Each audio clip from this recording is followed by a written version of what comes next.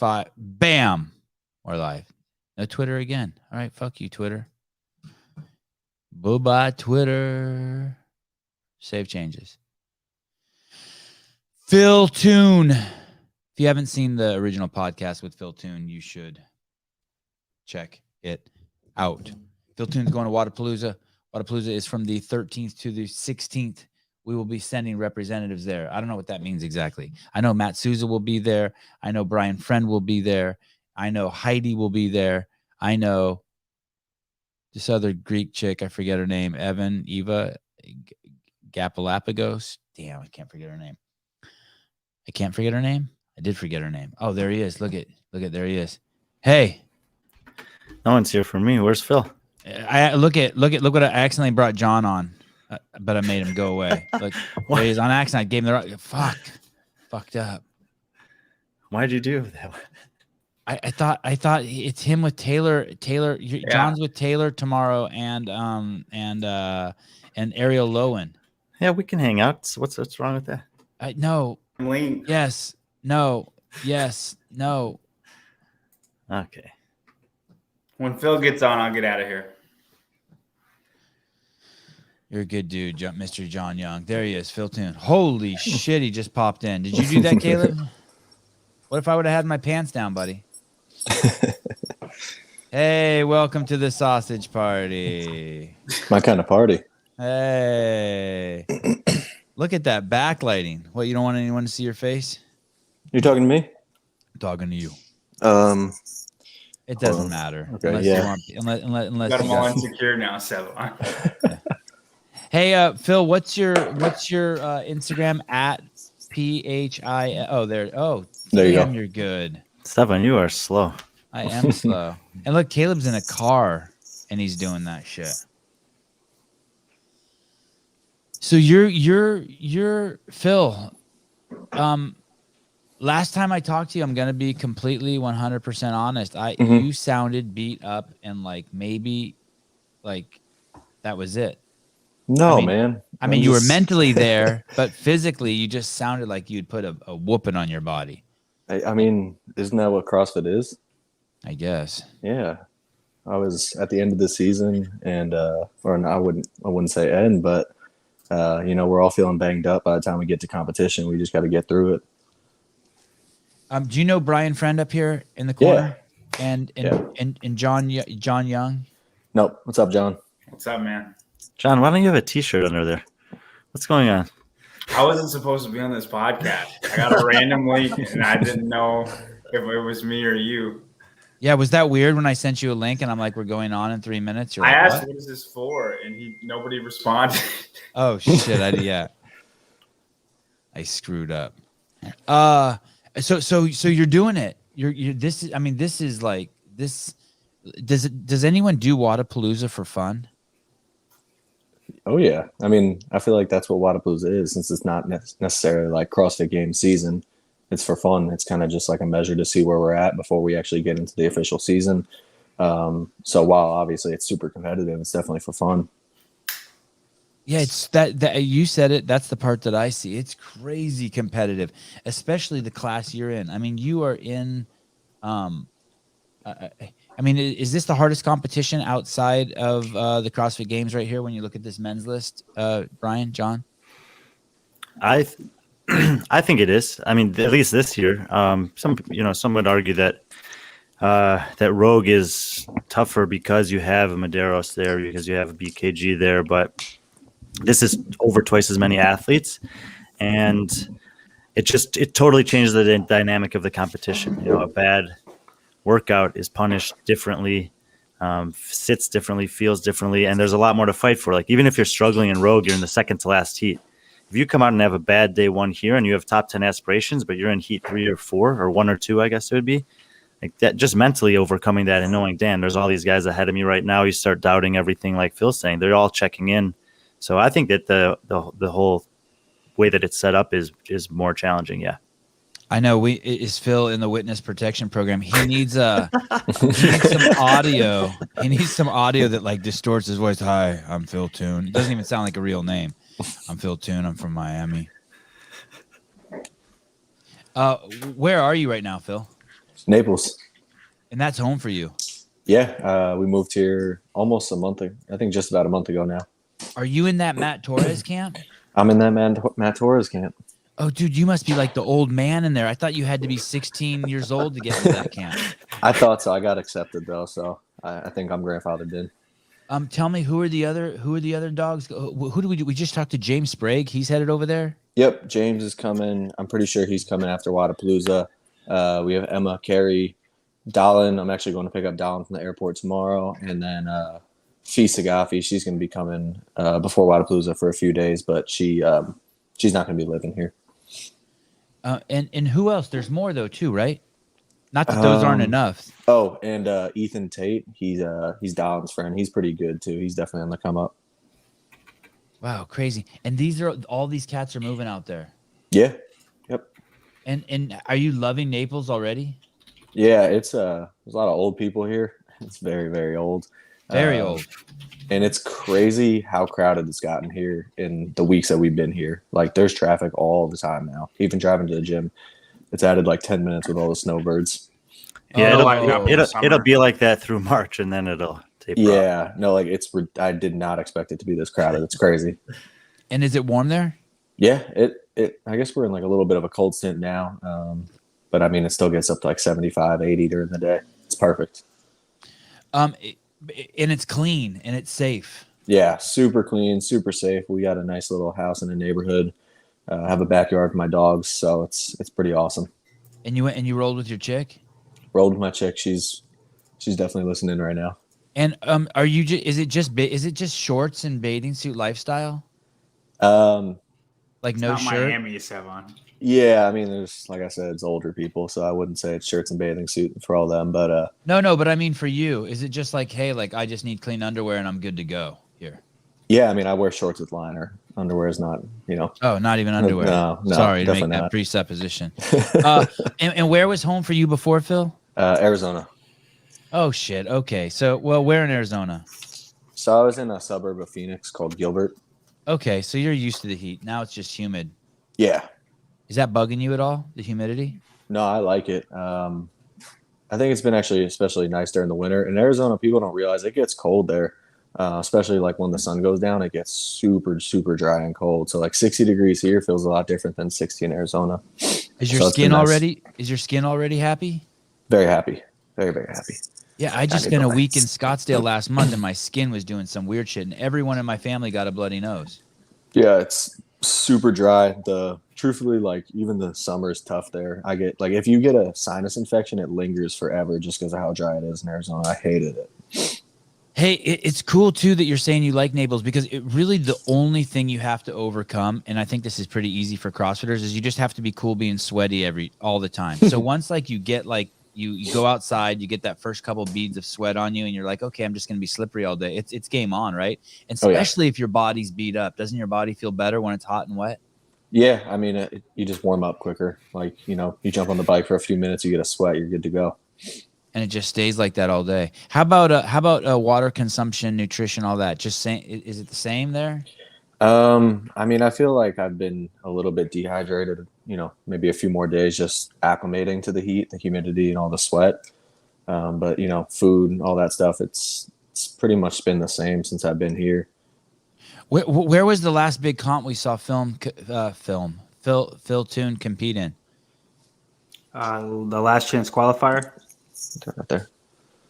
I got some light. And how did he do in that? I think he got 6th. Yeah. Is that what it was, Phil? Mm-hmm. So we Yeah, wasted a podcast crazy on him. We thought difference.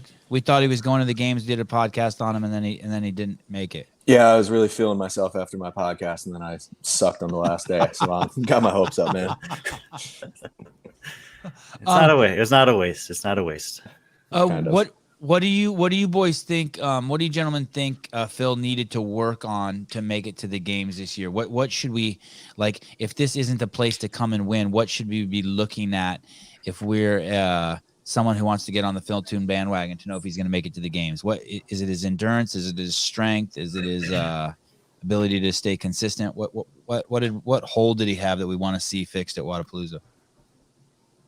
John? Definitely not his strength. I'll say that. Have you? Do you remember his deadlift, Sevon? I don't.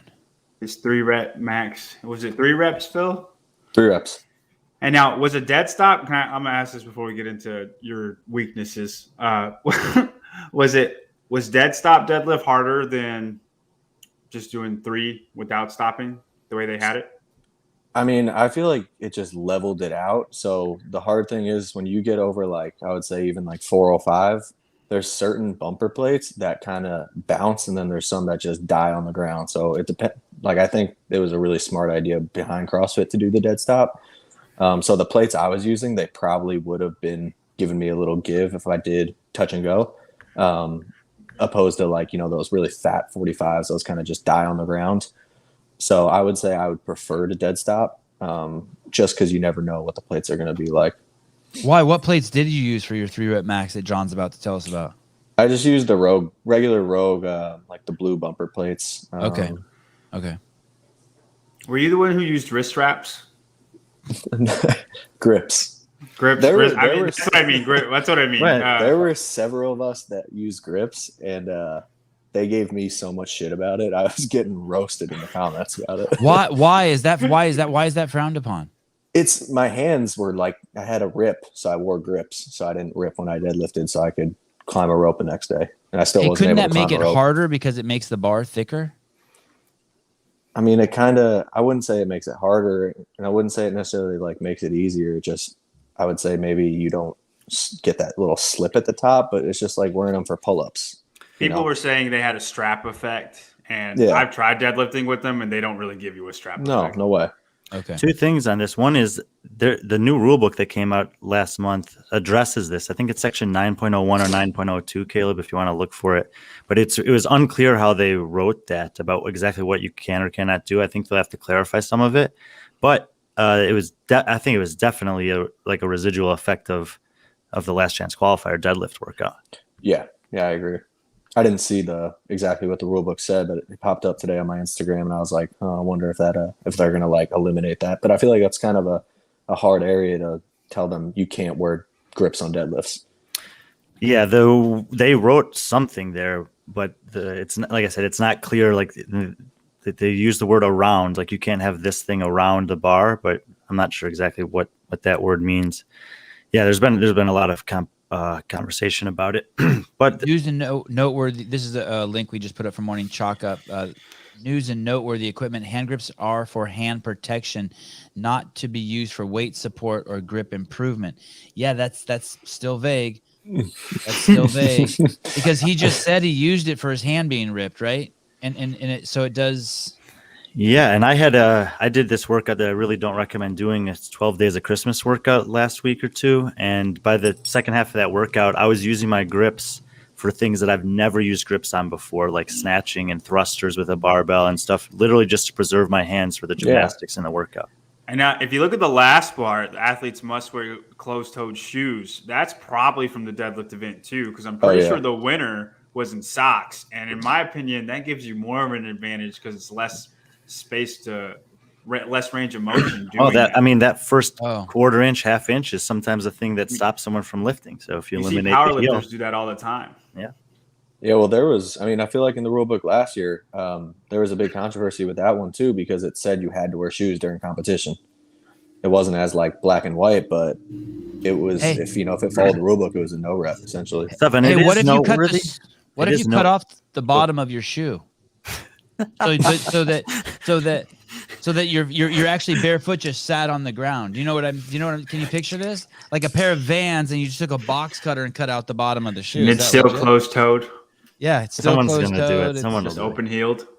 But a lot of these new specifications around what you can wear and what you can use come directly from something that the PFAA worked on in the offseason and submitted to CrossFit. So they are taking some input from those guys.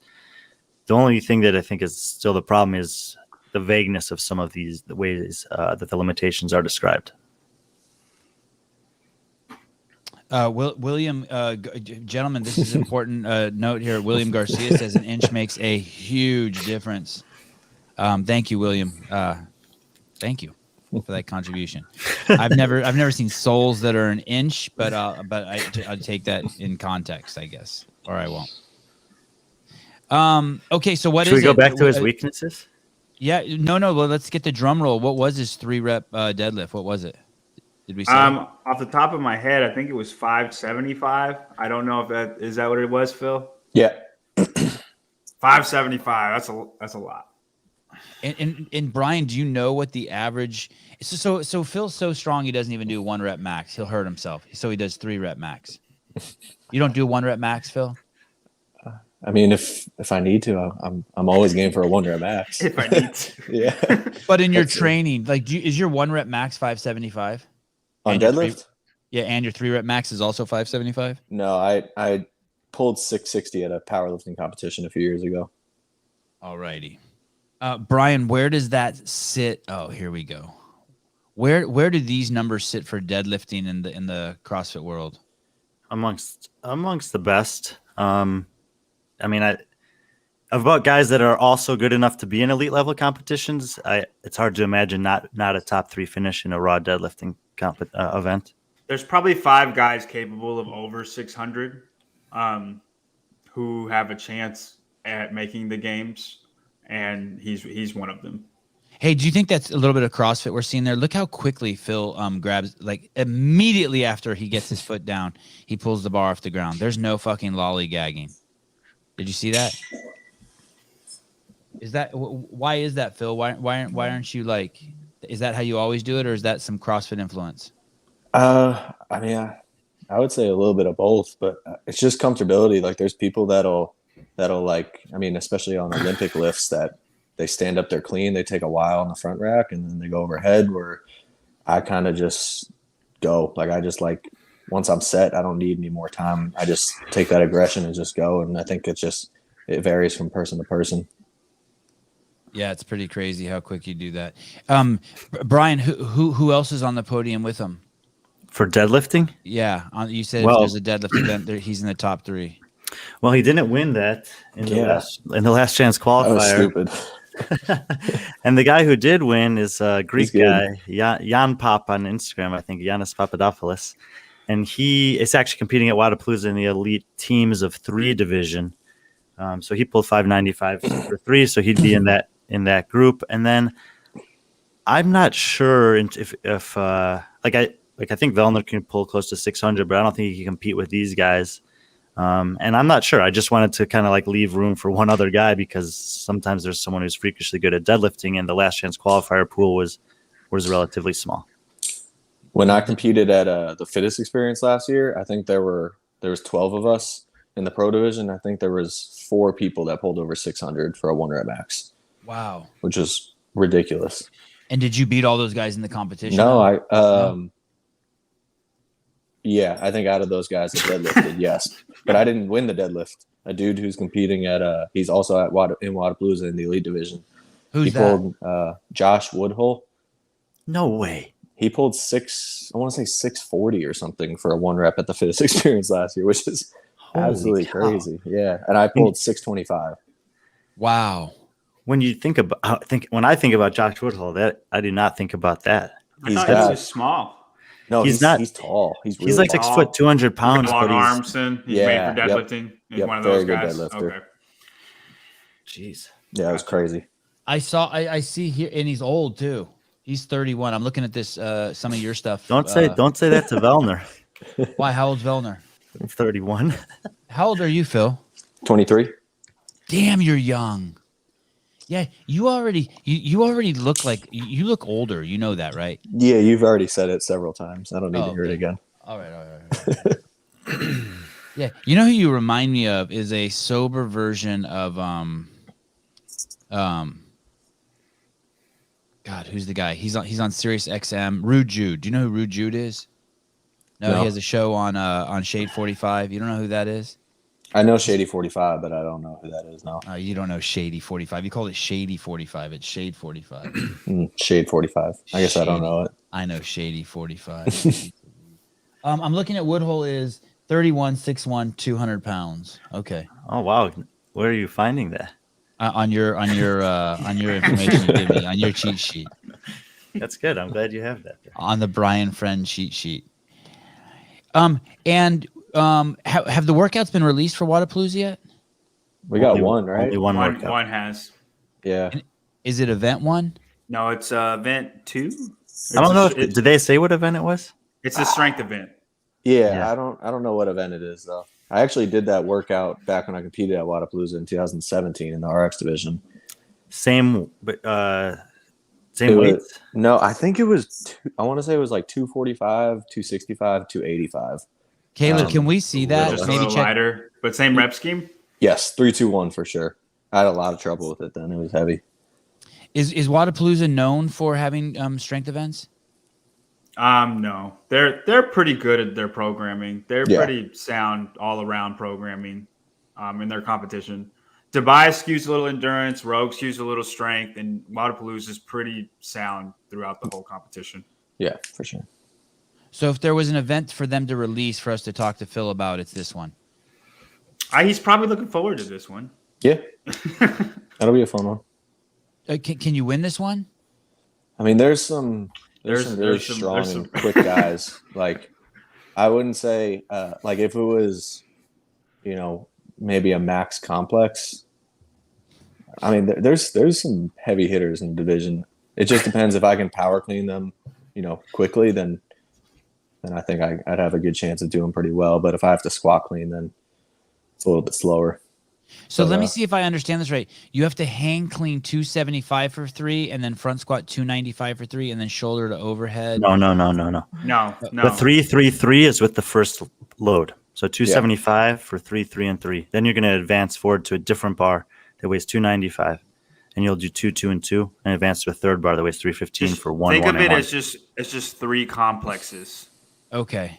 So for people who are listening, basically, this is there's 3 weights: 275, 295, and 315, and it's the same 3 movements, but you go from doing 3 reps to 2 reps to 1 rep, and the 3 movements are hang cleans, front squats, shoulder to overhead. So basically, you'll be at a bar and you'll do all those, and then you'll advance to the next station. I'm guessing is the way it'll be set up.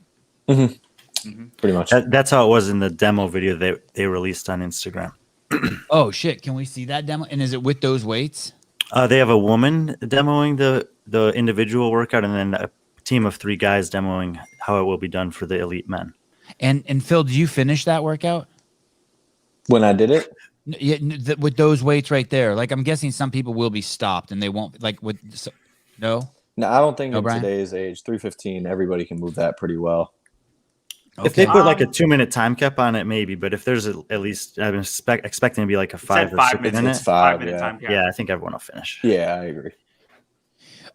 Do you get extra excited, Phil, that there's going to be that you didn't make it to the games last year, and that there's going to be games athletes there, and you can you have an opportunity to beat them to finish higher than them, and kind of like say to yourself, look, I mean, I fucking belong there. Yeah, I mean, I think it. I think last year, I proved to myself more than anybody else that I can hang with, the best in the world. And there's just certain things, and I would put it more so towards just like overall experience on the competition floor and just competing. I have a lot less than a lot of these guys, so I'm excited to be there with such high caliber athletes and be able to, like you said, put myself out there, get some wins hopefully, and prove to myself that I can do it. What would you, and Brian, going back to the original question, what do you, and John, what do you guys think? What are we looking for? Like he's already, like John's already crossed off strength. Someone in the comments says, I'm guessing it's one of Phil's friends making fun of him saying rope climbs. What do we want to see? Yeah, From is it upper body pulling or is it just rope climbs, Phil? Because rope climbs was his worst event in every single section of qualifying for the games. Yeah. Hey, is that weird for a guy of Phil's body proportions? I mean, he's tall and long and he's athletic. Shouldn't he be just fucking flying up those ropes? I definitely don't have long arms. But I wouldn't say, I mean, the rope climb is just, it's different than any other upper body pulling movement just because like, what it is. And I just didn't have enough experience with it, like especially the legless and with feet going into the qualifiers last year. I thought I could hold my own, but people are really good at it. So I just needed more repetition with it. And I've obviously worked on it. Am I going to win a rope climb workout? Probably not, but I think I can do a lot better than I did last year. Is it something where like you're kind of hoping they program it so you get to see how much better you've gotten or not? For sure. Yeah, I would love that, especially a legless. Hey, look who's in the comments here. Yeah. Yeah. That might be before your time there, Phil. Jeff Evans. I know who Jeff Evans is. Yeah. He's a Florida guy. I Yeah. actually did an individual competition that he was at. He was in the elite division. I was in the couple tiers down from that, but it's fun to watch him. I mean, He's he crushed everyone, but they had like the D-ball squats in that workout, and he just like put on his shoulders like nothing, no problem. Look at Crazy he's upside strong. down. He's upside down in his picture, like making a statement like that. Like that guy's strong on his feet, but his picture is upside down. I love it. That's exactly what my arms look like. But for those of you who don't know, I don't know. I wish I could fucking remember the name of the supplement, but there's a tincture that Jeff Evans sells that I take, and it's a cayenne pepper. It's all just natural herbs and stuff. It's a cayenne pepper. I'm just kind of addicted to the way it tastes, to be honest with you. But it's supposed to help open up your. It's supposed to make you help you breathe better, and I take that stuff and I love it. And it's like named after a dog. But anyway, a huge chunk of his profits go to charity. Like that, every time I talk to the guy, his goal isn't to make a successful business. His goal is just to get money to charities. It's pretty damn cool. Like he's like, yeah, my goal is just to send $1 million to this charity. I'm like, wow, okay. My goal is to pay my internet bill. So it's got to be something else besides rope climbs. That's it. Like he can just have like, how's Phil's engine? How do you do on the how'd you do on the burpee workout? 100 burpees, just 12-inch target. He did fine. Yeah, I did. I mean, it was on the bottom half of my scores. I think that's a pretty good check-in for engine work there. Ah, there it is. Yes, good plug for my boy Jeff Evans. Yep, that's exactly the stuff on my kitchen counter. I have the flow stuff. I don't have the other three, and my kids like that flow stuff too. If you like cayenne pepper, you will love it. Brian, he got 451 in that, and Roman Krennigoff got 442. So Wow. I think his engine's fine. Obviously, you want to improve, right? Everybody, obviously, you want to improve, but he kind of seems like he's kind of like Gabby Magawa a little bit, maybe a little less fit, but kind of like Gabby Magawa, where Dang. he's got this big weakness in rope climbs, and he fixes that. There's no telling. So come on the show, people, and Brian and John and I will just talk shit about you. Would you agree, Phil? Though you're Am I old wrong? and you're not as good as Gabby Magawa. Say it again. Sorry. I said, would you agree? Am I wrong in saying that, or would you agree? I agree. Do you already have your game face on, Phil? Yeah, always. Not always. Not always. Always, man. You seem a little more. You seem a bit focused, serious, a little more serious. Yeah, I mean, I think just as competition like approaches, I start to just like get more reserved, and I wouldn't even say like tunnel vision, but I'm just kind of picturing what it's gonna be like that weekend. I'm starting to like get anxious for these workouts to come out and just be there. I haven't been on a competition floor. Well, I guess I competed in Vegas, but I haven't been on like a real legit competition floor with all these guys. So I'm just ready to get out there. It's been a minute since I've competed and since the last chance qualifier. So it's just that time. And that is your last competition, the last chance qualifier? Well, I did the Wodapalooza qualifier. I did this local comp in Vegas. But that wasn't anything crazy. And that's it. Yeah. How long have you been with Matt Torres? Since like, I want to say March. Okay, No, a little bit earlier than that. So not quite a year. No. And who were you with before then? I just got coached by I just did like the class workouts in my brother's gym, and he coached me before that. And what's the name of your brother's gym? Majestic Fitness. And that's in Arizona? Yep. And so there, and now you're going to this camp that is, I'm going to say it and then I'll let John and Brian correct me. You're going to this camp that's groundbreaking. By groundbreaking, I mean, I've heard of other camps, but you guys are all moving to the same area. Am I off here, John? Am I off here, Brian? Like this is like this something seems next level to me, or new. What do you think, Brian?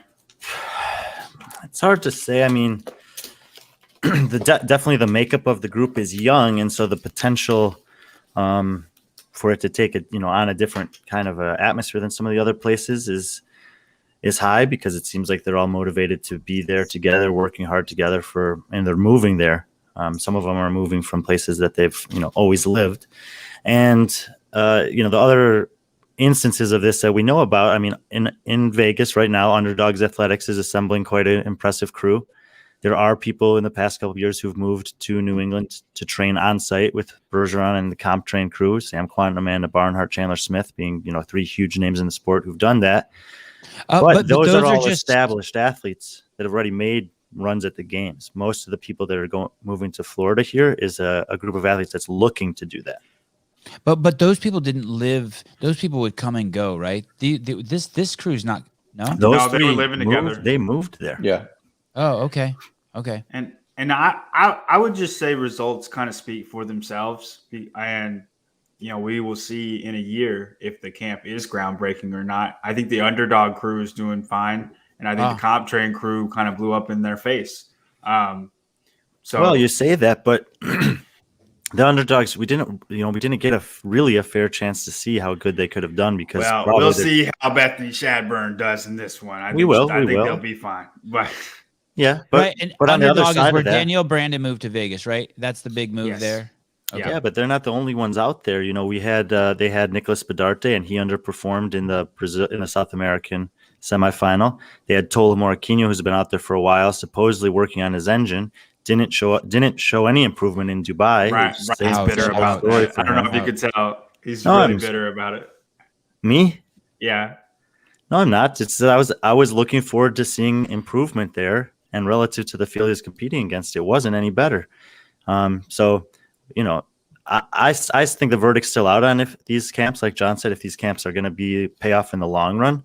But I don't necessarily think it has to do specifically with the camp. I think that, maybe that's just something that Tola is never going to be a lead at anyway. I also think it's not the camp, it's the coaches and the people there. It's not necessarily calling it, the camp works. I think certain coaches work better with certain athletes, and they do it for themselves. I don't think it's necessarily a camp. I think it's just the right combination. There is an implication that when so many people are moving to a spot, there's hope. There's belief. There's I'm guessing no one's moving there to fucking increase their Instagram following. Like, these are people are moving there to be like, okay, as the Liver King told me a couple of days ago on the phone, what did he say? He said, iron sharpens iron. Like, these people are going there to fucking sharpen each other, right? What do you think? Is that your mentality, Phil? Feels like, am I a guest on the show? What the fuck's going on? The Liver King, that just cracks me up. That got you. Yeah, that got me. Yeah, I mean, I think I listened to the podcast with James the other day, but just being with like-minded individuals who also have the same goals. While we're not going to be doing the exact same workouts every single day, which I think is going to be a benefit. I feel like it's just going to push, each other harder. And Matt's great. His coaching style is cool. He's very not in your face and stuff, but he's very he spots technical flaws, movement patterns, little things. And the biggest thing that I've gathered since being here just myself, with being with him, is the ability to make adjustments day to day, based on how I feel and how I look. And it could be in the middle of a workout, changing a movement or changing a rep scheme or breaking it up. So, that's a little bit different, but the iron sharpens iron thing, I mean, I definitely agree with that. Just being with other people that, have the same goals. Oh, look, I just invited Matt Torres to be on the podcast. And the last time we talked, it was when you were on the podcast. That's pretty cool. Yeah. Oh, thanks for showing us that. I like Instagram. I like Instagram because it like you have your whole history of your conversation. You haven't talked to someone in 3 years, and then you're like, oh shit, there it is.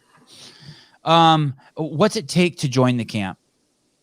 I mean, that'd be a question for Matt or Brute Strength. I think Matt is only accepting athletes who want to be in Florida and at the Brute HQ that's being built. But I can't speak for him. Obviously, I don't know who he's accepting and who he's not accepting. And are you consulted before people are brought on? Like, are the athletes like, does he do a little powwow and he'll be like, hey, John Young wants to come over here. Are you guys cool with that? No, I don't think so. I mean, the only person that's joined since I've been part of like the crew is Fee, and he had just told us that she was joining and just told us to welcome her with open arms, shoot her a text, like say welcome to the crew or whatever. And even if you don't mean it. Yeah, of course. No, but I mean, it's not a huge camp, like, training think tank and underdogs and stuff. I feel like there's lots and lots of athletes there. And this is tinier. It's like a team almost. It's tight knit. Yeah, someone said they should make it a reality show. For some reason, it really piques my interest. It seems like it's just something that's just coming together very, very quickly. I mean, just from an outsider, and it is really cool people who are really, really hungry. I mean, it's going to be a trip. I talk about how young you are, but I mean, you're going to have Emma Carey there. Yeah, she's 17, right? 17. Yeah, that's nuts. So she'll live there too as a 17-year-old? Yep. Her mom is coming with her, and they're getting a place together, and then the dad's coming later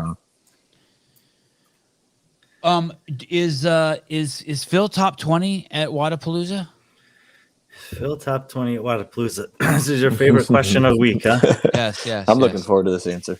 I know you avoided it with who did I ask? Marconi. Oh yeah, Jake Marconi. You did a great job dodging it there. Does he beat Marconi? I would say.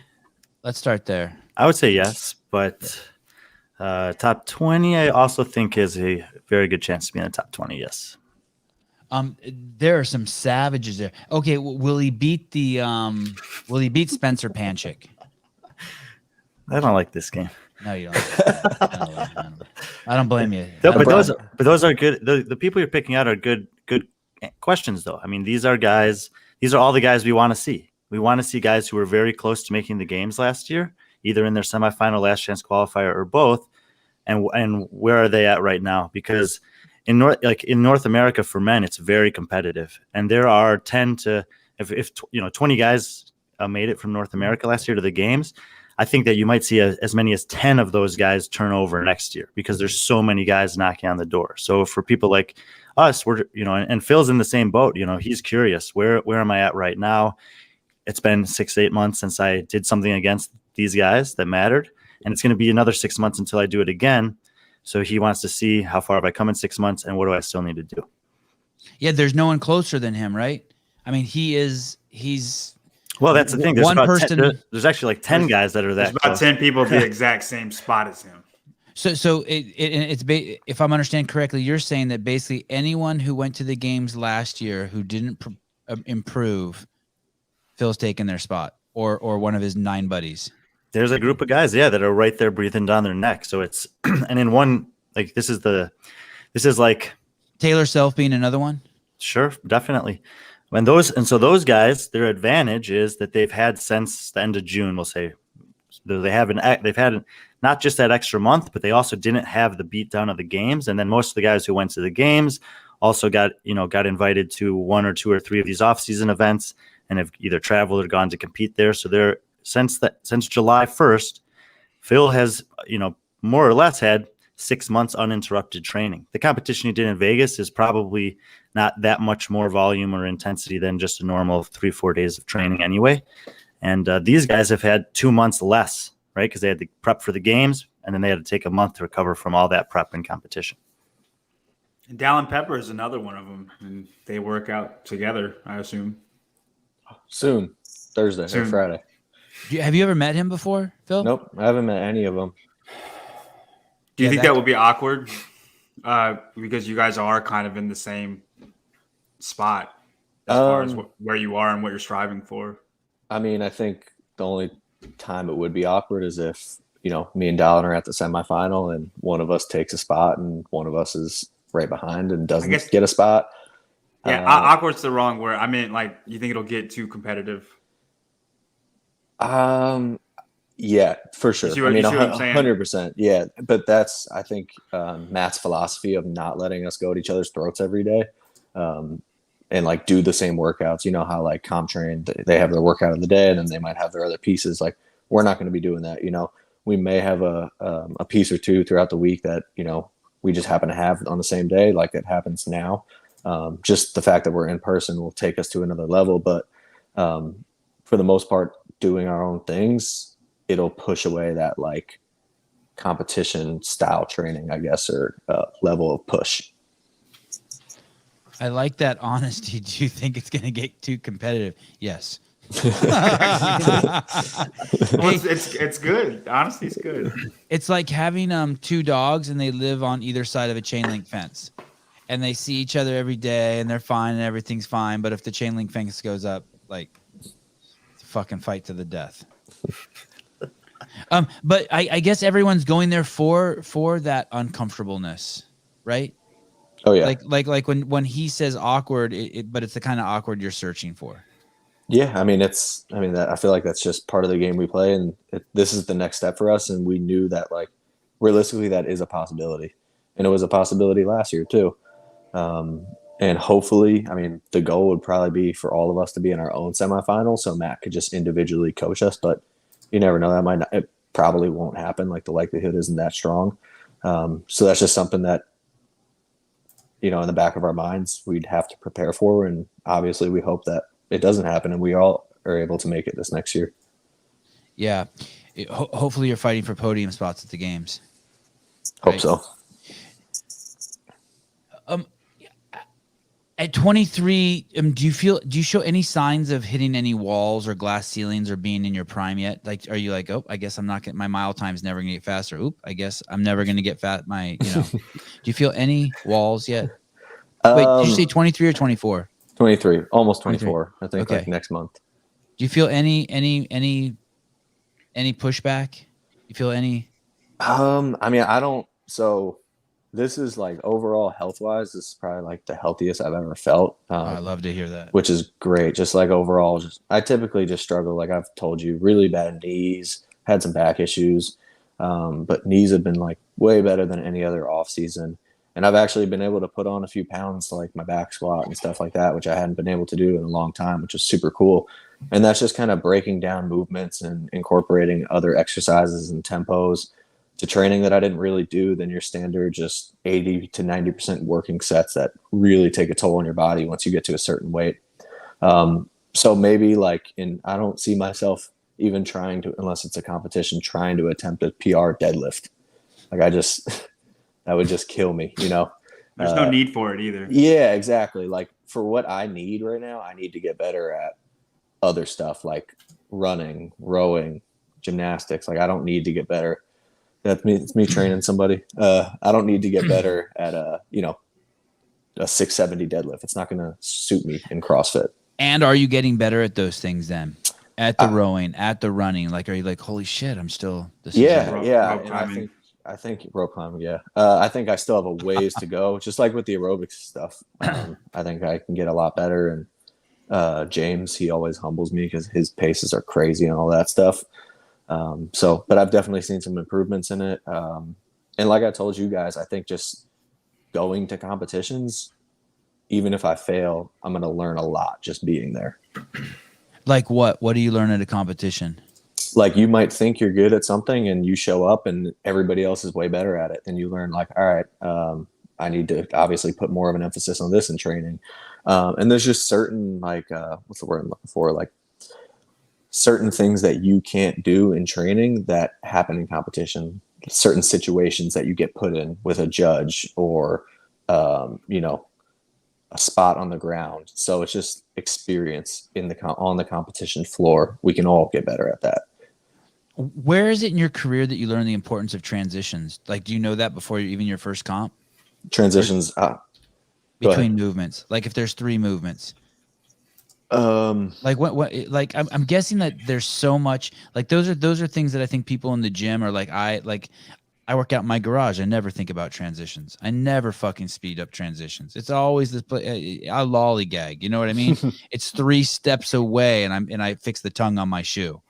You know what I mean? Like on my Nano too, pull it back to the center. He goes 3 steps in the opposite direction. Right. I go the long way around the assault bike. Is that just something early on, or is that? I wouldn't say early on. I mean, you just have to you have to pay attention to that stuff once you get to a certain point. Like transitions are important. Like how you get in the rower on a workout could save 3 seconds, 5 seconds. And at that level, like trying to make the games, especially through these qualifiers, you got to be on point with your transitions. And that could mean like when you're preparing for a competition like Wodapalooza, set up your equipment 10 feet apart from one another so you can learn to run from your bike to the barbell and not just step off your bike and set it up perfectly in the perfect situation. Like that stuff you all need to prepare for. It really is huge, because you can be in your affiliate and do Fran and not stop moving. At least in your head, you didn't stop moving, and you got a 501. And you didn't stop moving the whole time you were fucking moving. And those are some long transitions. Yeah. Well, and I think a lot, it's even just like pulling the bar down, right? Or taking a second to readjust on your shoulder or in between thrusters. Like you can't do that. If you take singles the whole time. Yeah. Yeah. Someone's saying 405 for 20. Did you do that, Phil? Squat. Yeah. Oh, that was the video we just watched? Yeah. Yeah. Oh, wow. That is crazy. Yeah. Wow. That's probably more impressive than your deadlift, to be honest. Yeah. I had Matt had programmed that, or he had programmed something else for me like a week prior, and one of his athletes commented something about a 20 rep. Colin Lawrence says games Merton 17th, Toon 16th. He did something crazy too. I want to say he did the 1,000 wall balls. No, like 365 for 20 or 365 for 30 or something. He did something crazy. And he just PR'd his back squat at 555. What's your back squat, Phil? I squatted 575 at my powerlifting competition, but since then, and that was low bar. Since then, I think I've hit like maybe 535. I don't know if I could still do that now. I mean, I don't know if I want to even attempt that. Yeah, right. Well, 405 at 20 is crazy. Sevon hasn't called. No, he's young. He's young, Phil Toon. He didn't like that either. Drexel Forbes, who's that? 360 for 30. Is that a guy? Is that guy at the game Wodapalooza? No, I think he's talking about your Mertens tape. Oh, gotcha. 360 for 30. Yes, something nuts. Ugh. How do you feel at the end of 405 for 20, Phil? So it was funny. Like I thought I would get to, rep like 18 and be like, man, I don't know if I'm gonna be able to stand this up.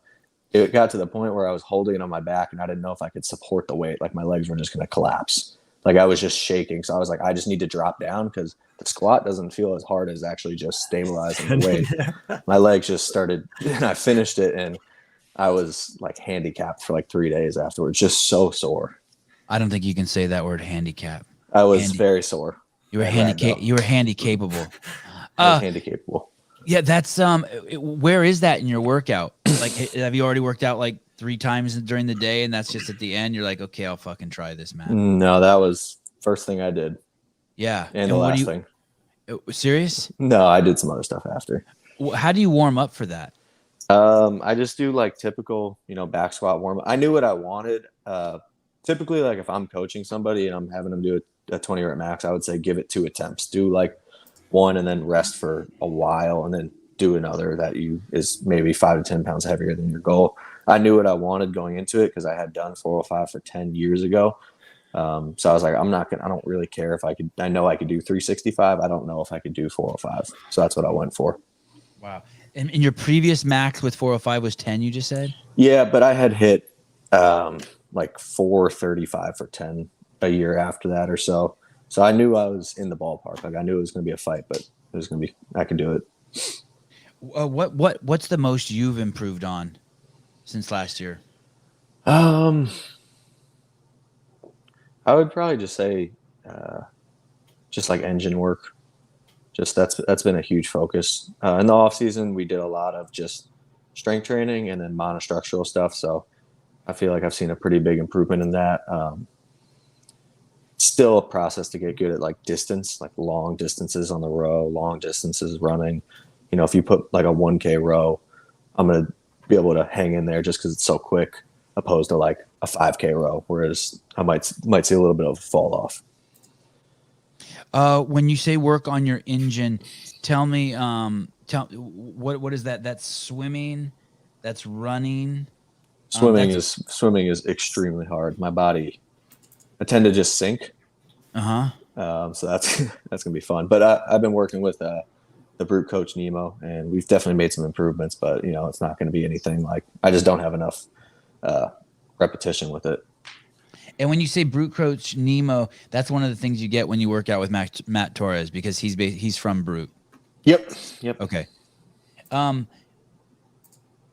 So swimming, running, and then those three machines, right? The rowing machine, Mm-hmm.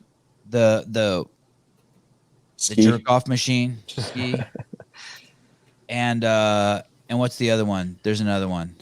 The bike. And so you've just been banging those. You're getting better at all those. Trying to. It's hard, man. It's not as fun as lifting heavy. Are those the primary ways that athletes are building their engines, or is that or is it through chippers, or it's just all of it? Anything, you're just doing stuff, longer stuff. I think it's a different stimulus. You get different from both. It's one thing to be good on the rower, and it's another thing to be good at doing a CrossFit style workout. It's going to give you a different stimulus. Like I know plenty of people who can sit on the rower and pull ridiculous paces, but then you put them in a workout and as soon as there's like a moderately heavy barbell paired with some other stuff, they're not going to do as well. So I think you build your foundation, especially as a CrossFitter in the off season, on the machines because it's less impact on the body. You can get your heart rate to a certain spot and keep it there for a while with no spikes or falls. Whereas like in workouts, you do a set of thrusters, it might spike up, and then you go into toes to bar, it might come down a little. So that's just the difference with the two. Did you fight? Did I fight? Yeah. No.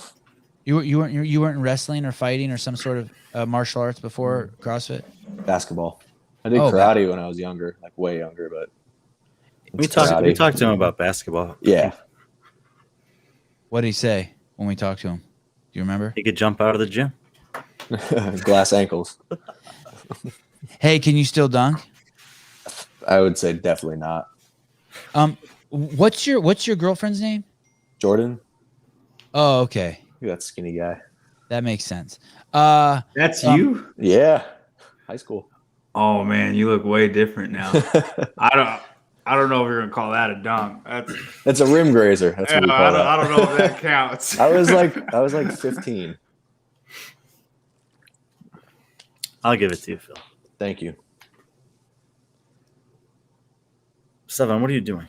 I'm just staring at the dunk. I'm sorry, I'm staring at the dunk. It's a dunk. Yeah, someone shot the ball into the hoop and Phil ran over there and touched the rim at the same time. And that's fucking what happened. That's a dunk. What that is, right? That's not even like that's going in. That's no. You helped. Yeah. Dude, hey, that's a good friend right there. How many shots did that take you to set that up? What do you think? One. Easy. Is that your girlfriend laughing? Yeah. How is she doing? Was she doing some sort of CrossFit or figure modeling, or what was she doing? She is actually prepping. She's competing at the Hybrid Showdown powerlifting meet the same weekend I'm doing Wodapalooza in Miami. Oh yeah, that's right, powerlifting. I'm sorry. Yeah. Is that with Steffi Cohen? Does she run that? Yes. Steffi Cohen runs that. They're actually in the same weight class. Steffi's not competing, but she competes in that weight class. Phil's girlfriend wins powerlifting meet next Saturday in Miami. Is that true? Can she win? Yeah, she's really strong. She's stronger than probably some guys in the elite division. No shit. She can pull. I think her max deadlift's like 425 at 123 pounds. Wow. Yeah, it's crazy. Wow.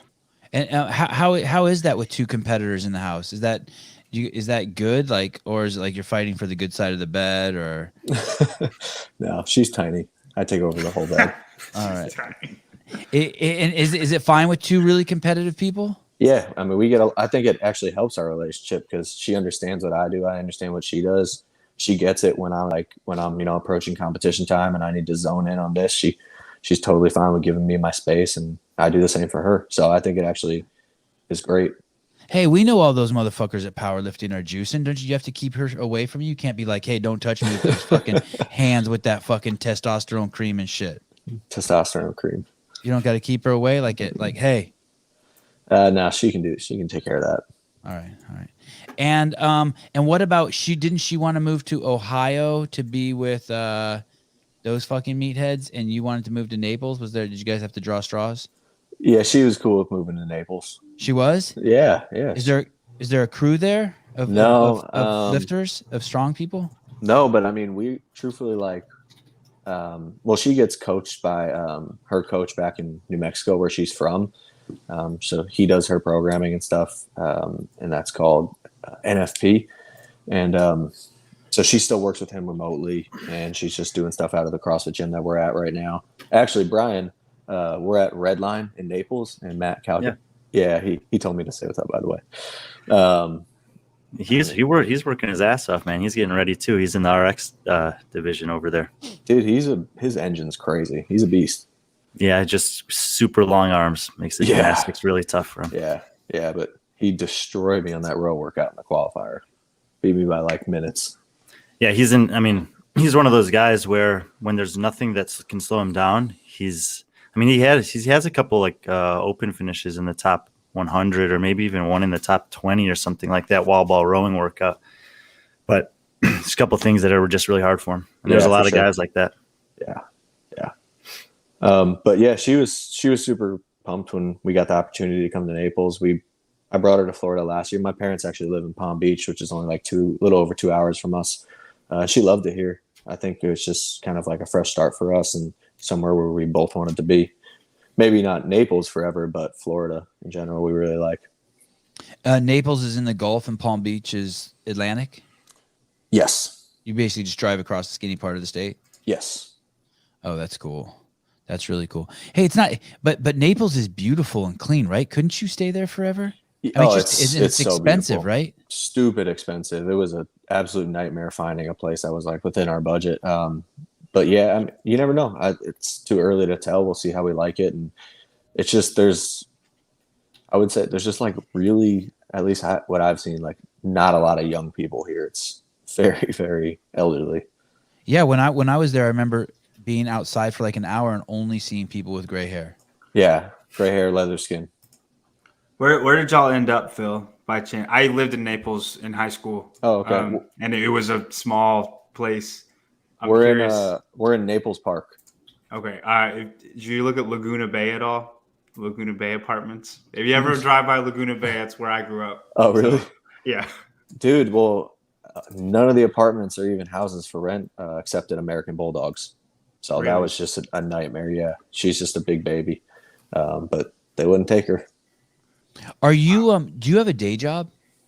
No. I mean, when I was in Arizona, I was working at the gym and but right now, similar to what James does, is I'm really just trying to take off on my remote coaching. It's through my buddy's business called Complete the Process. So we're really trying to just ramp that up and get some more clients and help people. What's it called? Complete the Process? Complete the Process. Are you pulling that up, Caleb?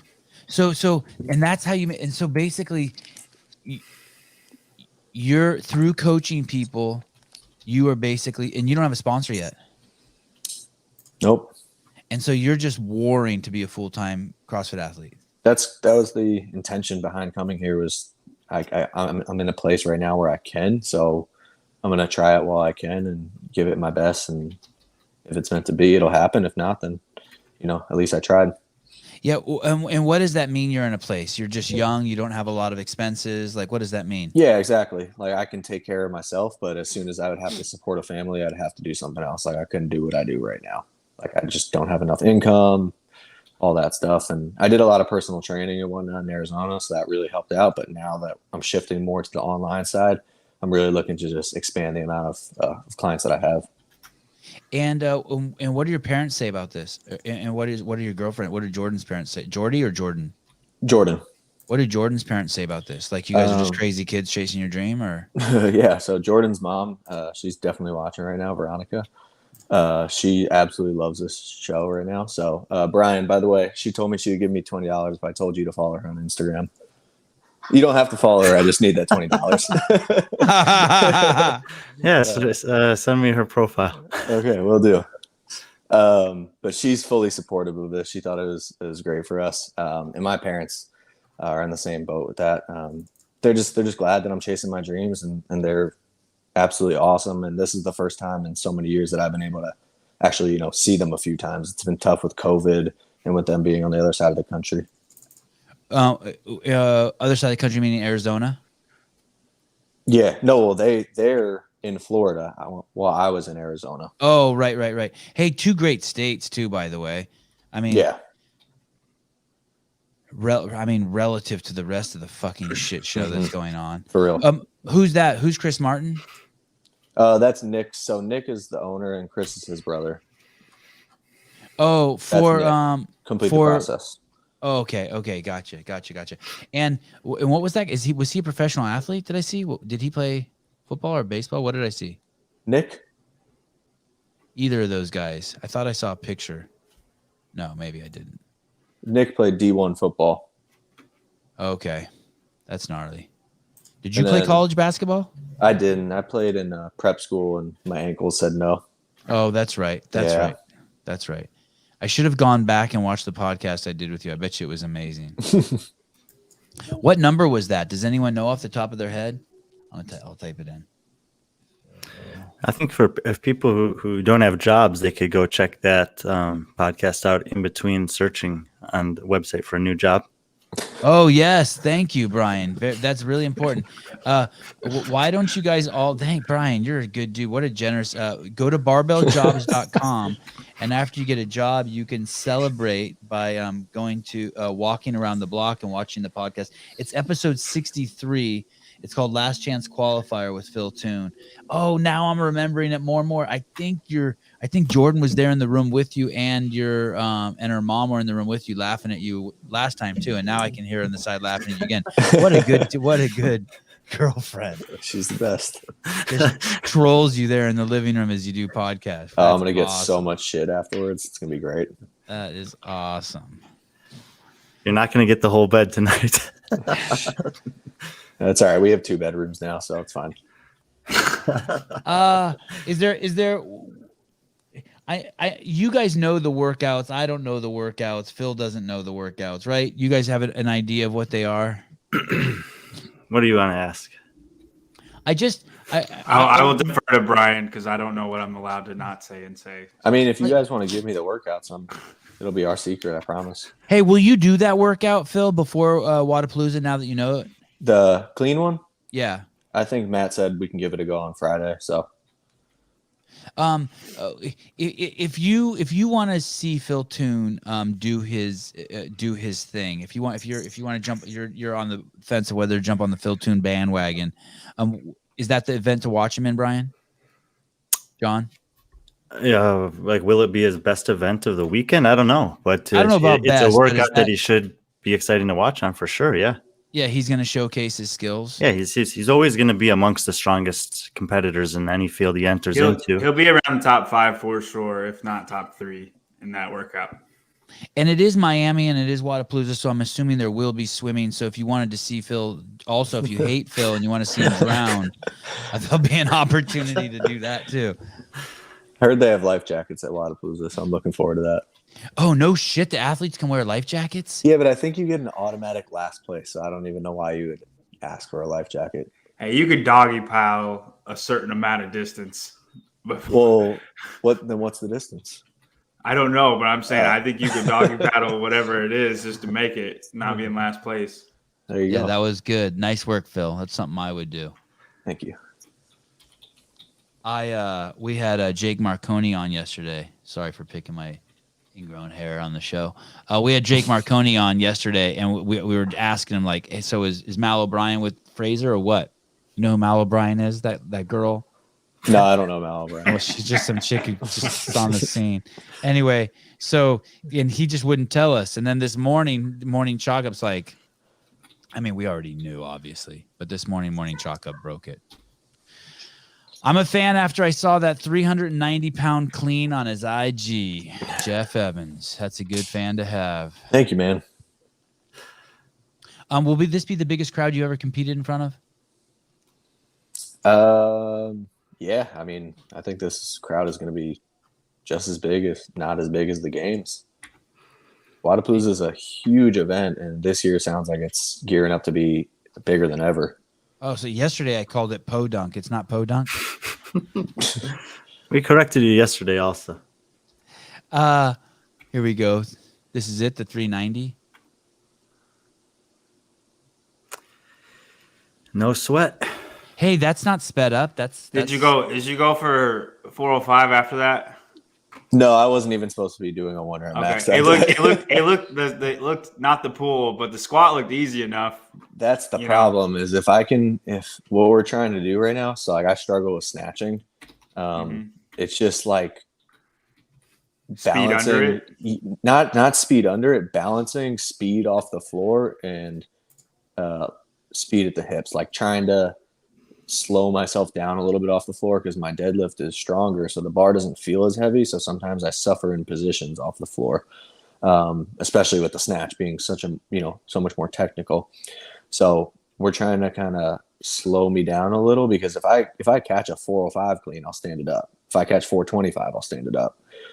So if I can just kind of like bring the two together, the speed and the power, then I think I'll definitely be able to put some more weight on both my snatch and clean. Does that mean your power is very good then comparatively to your squat, or no? Because your pool is so my power or is it the opposite? It's the opposite, dude. Yeah, I can only power clean like if I power clean 350, like 325, I'm happy. But I also like if I can I have high hang clean 390 too. Like wow. So you're happy that they are hang cleans then? Yeah, because I kind of just throw it in the hip pocket and just dive under it. He made a good point before, Sevon. We didn't talk about it, but the ability to power hang clean these will determine the workout because not everybody's going to be able to power it in the hang clean. Like Guillermo is an amazing at Olympic lifting, but he's an amazing squatter. That doesn't necessarily make him amazing power cleaner, if that makes sense. You mean as opposed to squat clean it when he hang squat clean? Is that what you mean? Some people are going to have to hang squat clean it. Yeah, they won't be able to power it, and that'll basically allow them to cycle it faster. Yeah. Correct. I've never back squatted 360. That's correct, and I never deadlifted 360 either. I think I did 315 for 15 once or something, and I think that was it. I think my back broke in half, and I never deadlifted again. That chick in the red who high fives you after you do the 390 is that your lady? Yep. And you guys train a lot together? Yeah, I mean, right now we're going to the gym pretty much at the same time every day, but she's doing her powerlifting specific stuff, and I'm over there on the bike suffering. And is that the gym where all the athletes who are in this camp? What's the camp called? Is it called the Matt Torres camp? I mean, I would probably call it like brute training, like the HQ. So it's going to be the Brute Strength HQ. It's just going to be based in Naples. So not only is it going to be Matt Torres athletes, like any other brute athletes, and we're going to hold some brute camps there. So it's just going to be, people that work with all the brute coaches are welcome, I think. And they have a facility already? No, we don't have one yet. Like I said, we're training out of that gym, Redline Fitness in Naples, which is right across the street from where it's going to be and where Matt owns CrossFit Naples. And this gym, Redline, is pretty much an open gym all day. So we'll get to go and do our thing. Matt owns CrossFit Naples? Yes. Did he buy it from somebody? Yep. Who did he buy it from? No idea. Is it a son and a mom? I think I did a piece in my early CrossFit career on that gym. And I think it was a young man who owned that gym, and his mom had cancer, and they owned it together, and she fought off cancer and Oh won. wow. Yeah, I think I'm sure Torres knows the story. Hopefully he'll come on the podcast and I can ask him. It's in a it's not that big. no, it's relatively. I mean, it's not small, but it's got the roll up doors and the whole shebang, right? Yep. Yeah, and that's how I knew Naples was clean. It's basically one of those warehouse areas where all the places have roll up doors, and it's still clean as shit. It's cleaner than most strip malls. Yeah. In Phoenix. It's super nice. Yeah. God, Naples is nice. And the beaches are amazing, and the wildlife is amazing. There's crazy birds there, right? Just nuts. Yeah. I mean, the beach is crazy here, dude. Like the first day we went to the beach, I couldn't believe how calm the water was. And it's been like that pretty much every day we've gone. And clean. Yeah, insanely clean. And warm. And blue. Yeah, it's nuts. I want to move there. Do it, man. I do want to move there. You can join You'll the fit camp. in with the population, Sevan. Not quite, John. The new but the thank new you. population. Not quite. Not quite. Can't beat the 239. What's this, man? Jeff's. We need to get him on the show. Can't beat the 239. That's the zip code or the area code. The area code for Naples. All right, Miami 239. I think Naples. Is it Naples or Miami? Yeah, I mean Miami's 305. 305. Pitbull, come on, man. Yeah. I got that didn't hit me until I said it. But, Fort Myers, he said. Fort Myers. Oh, okay. That's not far. It's like 25, 30 minutes. So I'm assuming when Wodapalooza starts, you'll go there, you'll get a hotel room. It's too far to drive. It's 2.5 hours, right? You don't go back and forth every day. No, but we got an Airbnb because I don't have anybody to watch my dogs, so I had to bring them with me. Okay. And so you go there, and what day do you show up? Originally I was going to go Wednesday, but now since we're going Thursday, I'm going to leave Tuesday afternoon so I can move around a little bit Wednesday, keep my back gets super tight from driving, so move my body around a little bit on Wednesday, be ready to go for Thursday. So you'll drive out there Tuesday? Yep. And that's the 11th or 12th? I want to say the 11th. And then when do you come home? Do you come home that night, or do you stay and party? Stay and party, 100%. You do? Like it's Miami, man. Okay. And we have a lot of friends coming to watch. I think we have the rest of the crew is not allowed to party though, because they're not 21. Yeah. Yeah. I mean, even if Dallin's 21, he's not partying. What parties are you going to, John? These are dance parties. And then you'll go home on the 17th, and it's just back to work. Yeah, I'm gonna take a few days off from the gym though. My body will need it. But yeah. And then the only thing on the menu is the open. Then it's just full steam ahead. Got to just open, quarterfinals, semifinals, games. Exactly.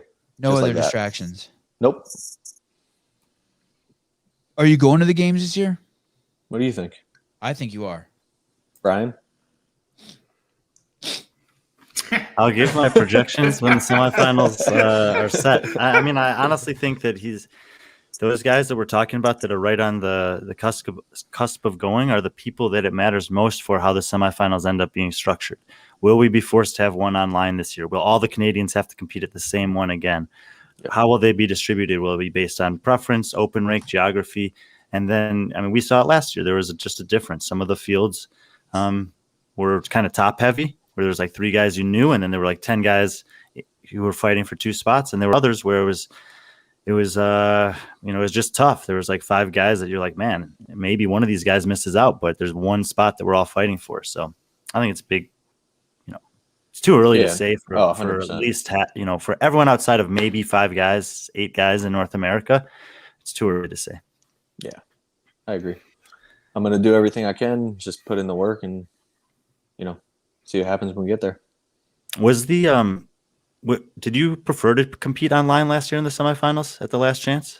Oh, I mean, I would have loved to have been in person. I think just being in person, the adrenaline, the nerves, like it's just you can use all of it. You can use all of it so much more than you could when you're, for me at least, when I'm in my gym. Like I still felt like I was competing because I knew what was at stake. But I would rather be in person. It's so much more fun, and you know how it feels when you get that adrenaline going. It changes a lot too. Some people rise to the occasion and others don't. And you don't. I mean, we don't know who those people are until it happens. But it totally is a thing as far as in-person competition goes. 100%. Especially think early on in someone's competitive CrossFit career, the more times you can get out on the live stage in a meaningful environment, that like you're just gonna learn a little bit more. Yeah, and that's exactly what I was saying earlier. Having not been on a live stage with, such good competitors in front of such a big crowd and such an important event, like just the experience, the repetition of being there is just going to help my career so much going forward, not just for this year, for years going forward. Oh, I just saw it. He's acting chill. Like this is just, there's something going on with Phil. Phil's like acting like this is just chill and like just another day in the gym and this is just a test run. You're trying to keep your nerves down. You're talking yourself like, yeah, I get it. I finally got it. I was like, what the fuck is going on with this guy? Like there's like, he's part like, I'll bite you if you put your hand in the cage, and part like, no, I'm good. I'm good. But I'm good is just, you're just trying to stay calm. Coping, you're just man. coping. Yes, I get it. Right? I respect it. I totally respect it. Yep. We all cope different ways. I respect it. Yep. Okay, Are you a trash talker, Phil? I'm keep to myself and leave me the fuck alone. Damn, you and Colton are going to be best friends. Yeah, you and Colton are going to get along. Colton, did you meet anyone at the games? No, I didn't go there to make friends. Well, so-and-so said he talked to you. He goes, yeah, he talked to me some. Just like, Like Colton's the kind of guy like in the corral, he'll have a book. I have way too bad ADHD to do that. No way. To read a book in the corral. Someone needs to do no, that. Phil Toon's the guy who's in the corral with his Beats headphones on, just jamming away to whatever, tuning everything else out, I think. You're not wrong. These fucking guys want to make fun of my slam dunk video. I'll show them. Rim get on the podium and not do another podcast with these douchebags. Come on the Step On podcast and get harassed. Someone DM'd me that basket was 9 feet.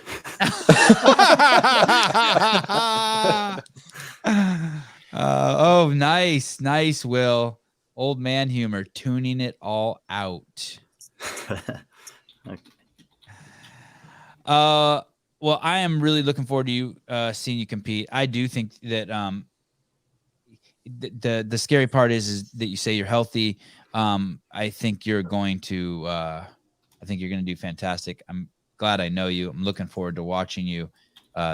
It's going to be cool. Thank God that the men's competition is so much better than the women's competition at Wodapalooza. So the money and effort you're putting in there will be give you a good measurement of where you're at. Yeah. It's the truth, right? The women's competition is like it doesn't have the same prestige on the surface that the men's does. No. Yeah. Who do you want? It would be great. It would be great if Ariel Lowen won that. Is she doing individual? Or is she going as a team? Individual. Yeah, I'd like to see her win that. It'll be tough, but she should do really well. She's good. This would be her best opportunity to win it. I mean, the story. I never talked to her last year, but the stories coming out of her, around her, the myth of Ariel Lowen is that she just wanted to go to semifinals to get some signage, and then she ends up at the game. So just imagine what's going to happen if, she gives a fuck, right? Who knows? Sometimes people compete better when they don't feel a lot of pressure, and if you have a couple of good performances, and then people are expecting something of you, that can mess with someone's head too. I don't think that that's true for her, but sometimes competing free is the best way to compete. Everyone about to get tuned up. Are there a lot of good Toon jokes?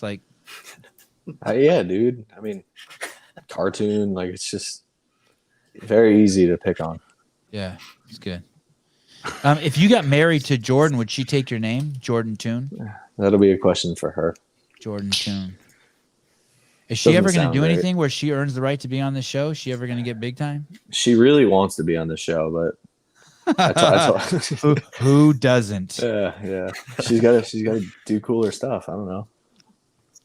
Hey, I do want to say this. Thank you for changing your time. I know we changed the time on you by 2 hours today, and that was lame.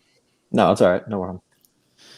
All right. Anything you guys want to say to Mr. Toon before? And Brian will be there, and Matt Souza will be there at the event. If they bug you and they're bugging you, just tell them no, thank you. But we will be bugging you throughout the week, and no hard feelings if you're too busy to respond. So, Cool. just so you know, yeah, I have Sounds your good. phone. I have your phone number. You're kind of fucked. She wants Anything- to say hi. Sorry. Hey, what's up, girl? Oh yeah, look at I saw some. You've really been looking for every opportunity to flex your bicep recently, Stefan. Dude, I'm on so much fucking creatine, you wouldn't believe it. I can tell. I'm on so much fucking creatine and Just got arginine. that, got that Liver King supplements. Dude, you and the Liver yes. King, man. And you should see the Look at all of his pill bottles. you should see how vascular my penis is getting from all the arginine I've been taking. It's crazy. I'll send you guys a photo in our group thread. It's nuts. Perfect. It's nuts. All right. Anything you guys want to say to Mr. Toon before I send you guys this photo? John? Good luck to you. Look forward to watching you compete.